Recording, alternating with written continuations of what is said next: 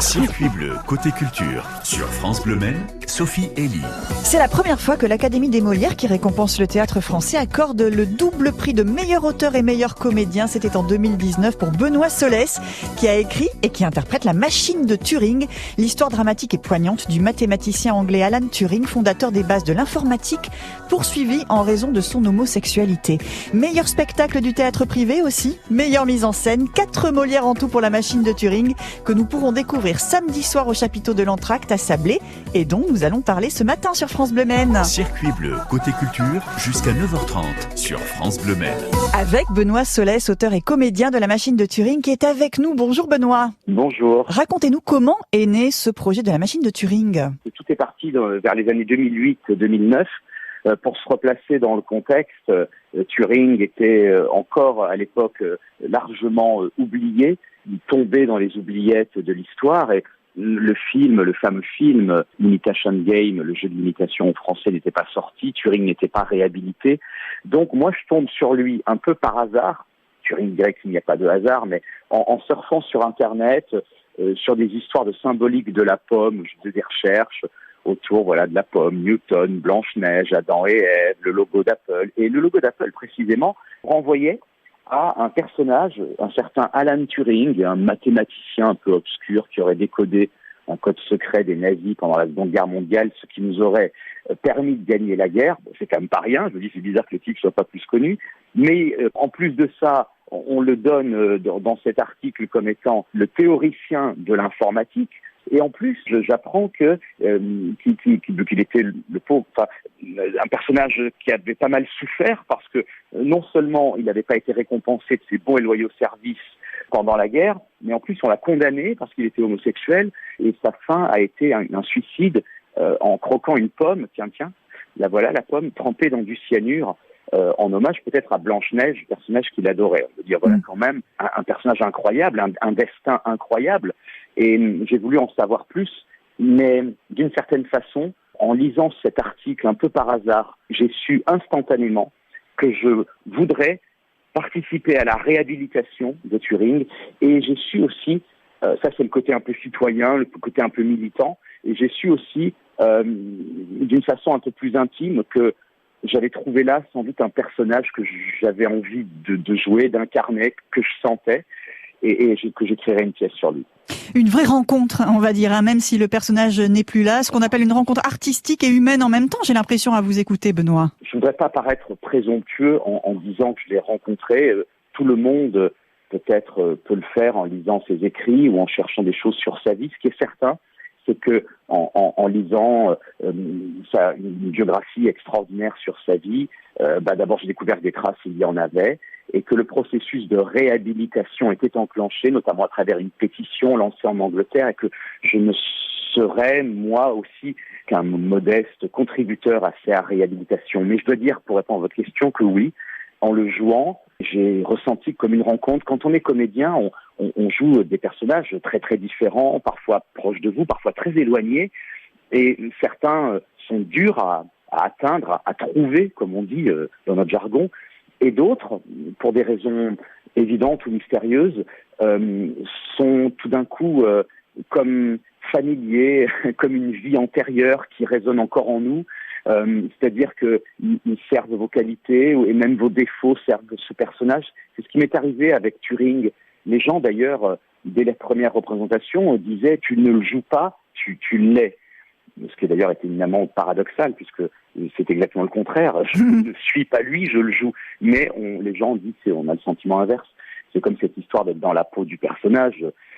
Si c'est pas la peau du personnage, c'est la peau de l'acteur en l'occurrence. Mais tout ça, c'est les mystères de l'incarnation, du jeu. Et je dois dire que en travaillant sur lui, en allant à sa rencontre, au propre comme au figuré, en allant en Angleterre sur ses traces, retrouver les endroits où il avait vécu, étudié, presque comme un détective, j'ai senti que je m'approchais presque spirituellement de lui et des questions qu'il pose. Et c'est peut-être ça, je sais pas, qui donne au spectacle ou à l'interprétation que j'essaie d'en faire soir après soir, et j'en suis à presque 600 fois, quelque chose qui touche les gens. Je sais pas. Il y a l'histoire, bien sûr, le texte, la mise en scène aussi, qui a d'ailleurs été récompensée par un Molière. On y revient dans 3 minutes. Benoît Solès, auteur et comédien de La Machine de Turing.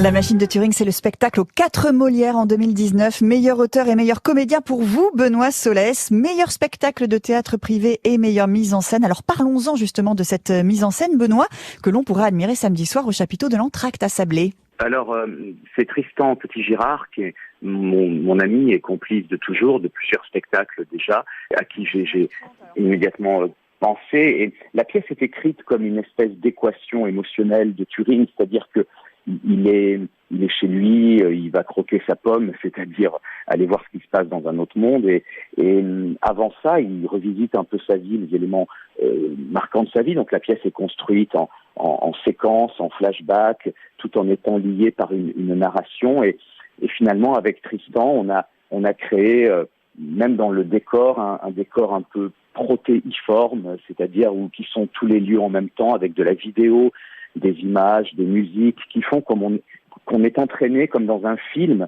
J'ai un partenaire sur scène qui joue plusieurs personnages.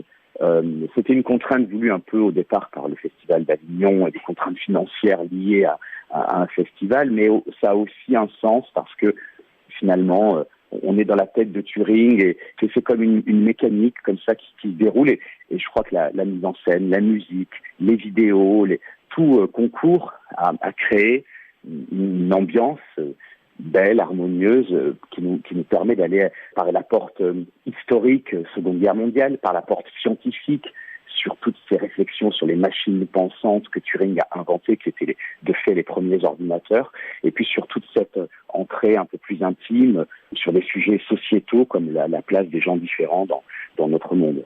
Vous mettez déjà beaucoup d'intensité quand vous en parlez, alors on imagine sur scène l'émotion qui doit vraiment passer, Benoît. Alors on entend aussi dans tout ce que vous dites que votre démarche, elle a été extrêmement spontanée et authentique. Maintenant, quand même, parlons-en de ces récompenses, ces 4 Molières sur ce spectacle. Vous l'avez pas fait pour ça, mais ça veut dire quelque chose, recevoir 4 Molières sur un spectacle. Oh, c'est incroyable. Tout est parti d'une volonté très personnelle, d'un désir... voilà, comme ça, un jour, sur un coin de bureau, de jeter quelques mots pour participer à la réhabilitation de cet homme. Et quelques mois plus tard, c'était une pièce, puis un spectacle au Festival d'Avignon, mais dans des conditions très modestes.